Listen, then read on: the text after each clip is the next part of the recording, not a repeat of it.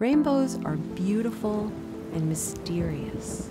When we draw a rainbow in a simple way, we use stripes of color. In reality, a rainbow has no stripes.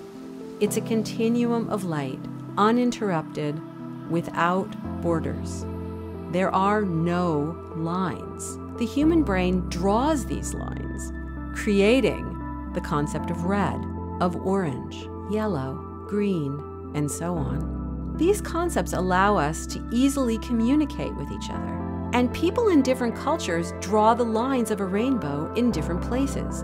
These colors exist for some people, but not for others. That's because your brain, my brain, and the brains of people all around the world carve the same rainbow into different colors. Brains automatically construct color concepts.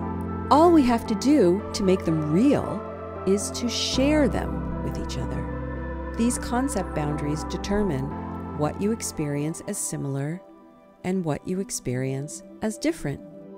We don't just draw lines for colors. In our everyday lives, we consider these as fruits and these as vegetables.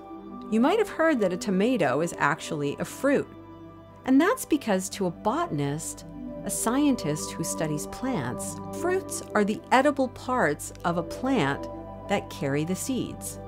All of these foods are actually fruits.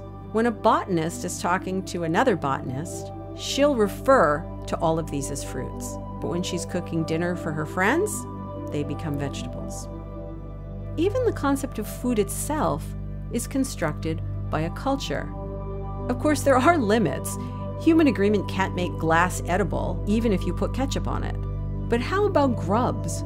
I would call an exterminator if I saw this on my plate in Boston. But if I were in Iquitos, Peru, this might be my lunch. A human brain, in the context of other human brains, creates different concepts in different cultures.